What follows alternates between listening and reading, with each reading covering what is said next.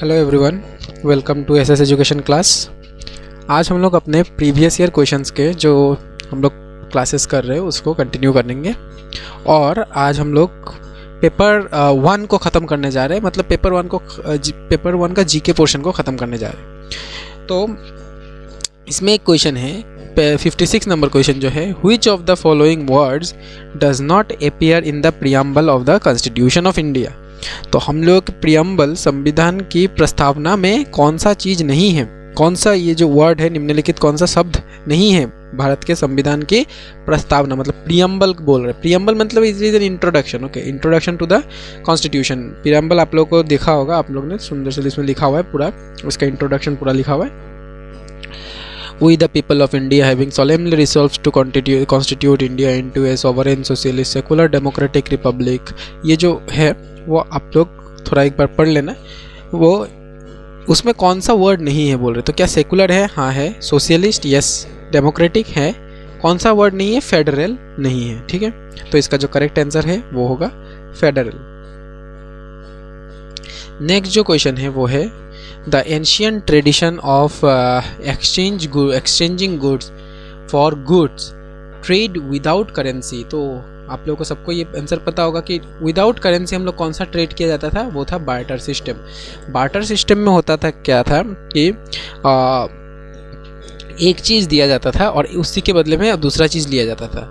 इसमें एक प्रॉब्लम है कि इसमें कोई पैसा का वो लेन देन नहीं होता था।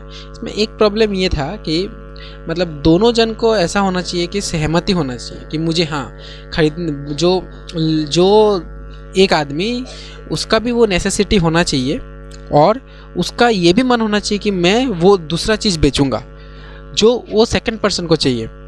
तो इसमें एक बहुत ज़्यादा गड़बड़ था कि मुझे अगर सपोज़ चावल चाहिए और मेरे पास सपोज़ शू है, तो वो जो सेकंड आदमी है जो मुझसे शू, उसका भी नीड होना चाहिए कि हाँ मुझे शू चाहिए।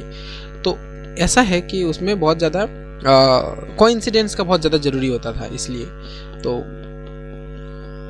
ये इस सिस्टम को क्या बुलाया था? बार्टर सिस्टम, जिसमें करेंसी का कोई भी वो नहीं होता था। The famous dish dal baati churma is typically served in Rajasthan. तो दाल बाटी चूरमा कहाँ का है, कौन से स्टेट का है? राजस्थान का।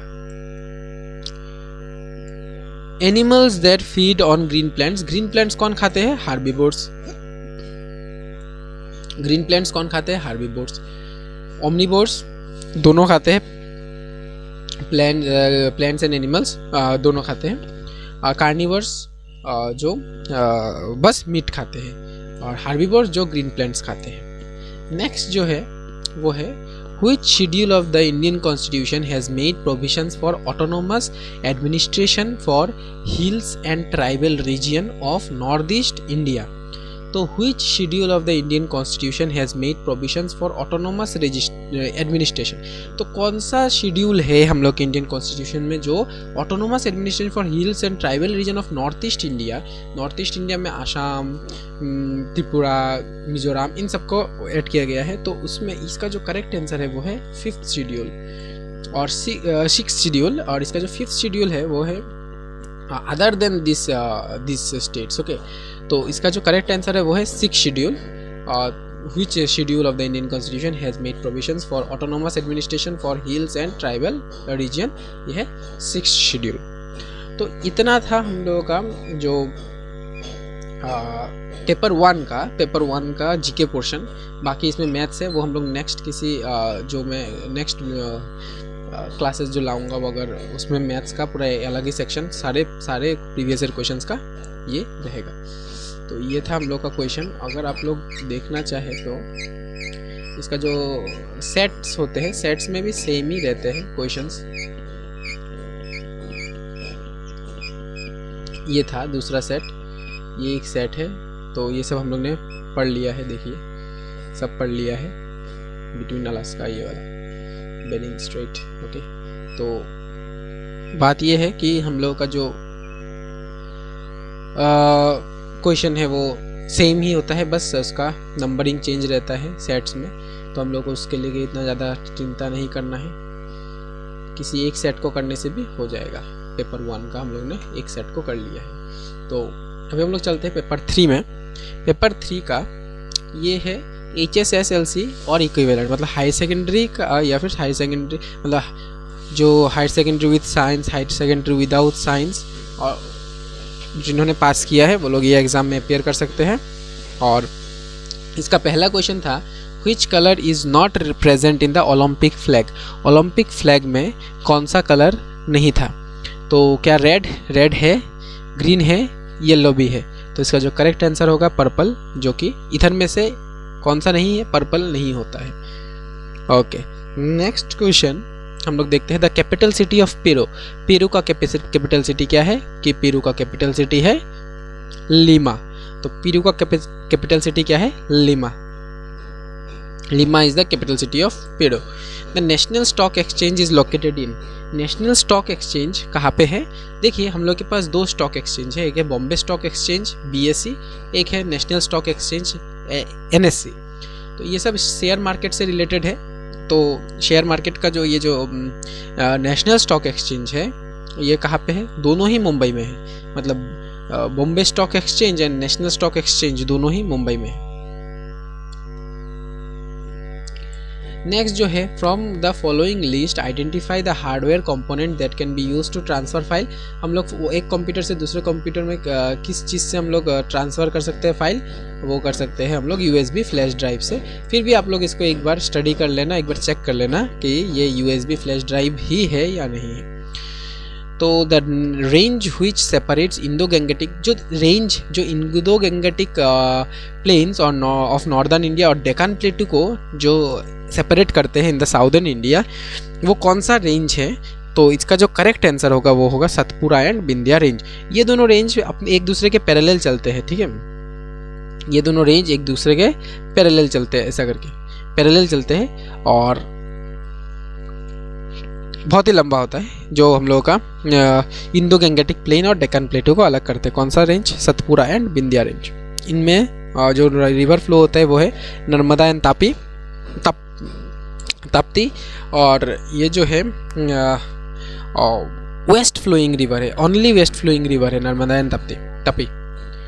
ओके, तो ये आप लोगों को याद रखना है। Amongst the following river which one does not originate from the Himalayas. तो हिमालयाज, ये भी ज्योग्राफी का क्वेश्चन है। तो हिमालयाज से कौन से, among the following river which does not originate from the Himalaya, Himalaya से कौन सा ओरिजिनेट नहीं होता है? क्या वो इंदस है? इंदस हिमालय से ओरिजिनेट होता है। गंगा भी होता है, यमुना भी होता है, यमुनोत्री से, और ये गंगोत्री से, और इंदस भी उधर से ही। तो ये जो है सभी ये तीनों हम लोगों का हिमालय से ओरिजिनेट होता है। पर नर्मदा जो है, मैंने अभी बताया था कि ये लोग ये जो इस रेंज में सतपुरा एंड विंध्या रेंज से ओरिजिनेट होता है, नर्मदा एंड ताप्ती। तो इसका आंसर जो होगा वो होगा नर्मदा। नेक्स्ट क्वेश्चन एक साइंस से क्वेश्चन पूछा गया है कि मैक्सिमम डेंसिटी एट, देखिए वाटर का मैक्सिमम डेंसिटी किस में होता है? 100 डिग्री में तो नहीं होगा, ठीक है? 0 डिग्री में वो आइस बन जाता है, -40 डिग्री में बहुत आइस बन जाता है। पर आपको एक चीज़ याद रखना है कि आइस ना पानी में फ्लोट करता है। तो सबसे जो मैक्सिमम डेंसिटी है इधर में से, सबसे मैक्सिमम डेंसिटी वाटर का 4 डिग्री सेंटीग्रेड में होता है। ये आप लोगों को याद रखना है, very important question. Water has maximum density at 4 degree centigrade. ये साइंस का क्वेश्चन है। Which सोशल साइंस स्टडीज़, जो production distribution and consumption, economics का जो डेफिनेशन है उसी में लिखा हुआ है production distribution and consumption of wealth. तो इसका जो करेक्ट आंसर हो जाएगा वो होगा इकोनॉमिक्स। मतलब ये इकोनॉमिक्स के स्टडी में हम लोग ये सब पढ़ते हैं। इसको डिसमल साइंस भी बोला जाता है इकोनॉमिक्स को, आप लोगों को याद रखना है। Identify the normally radioactive material in the following list. इसमें से कौन सा रेडियो एक्टिव मटेरियल है? वो है plutonium. Plutonium is the normally radioactive material. Okay, इन चारों में से प्लूटोनियम है। और आज का जो लास्ट क्वेश्चन है वो है in volleyball how many player per team are there in the on the court. Court में कितने जन रहते हैं? कोर्ट में रहते हैं 7 जन। कोर्ट में कितने जन रहते हैं? 7 जन रहते हैं। तो यही था हम लोगों का आज का जो क्लास, और नेक्स्ट हम लोग वीडियो में और भी कंटिन्यू करेंगे। Thank you. जय हिंद, जय आशा।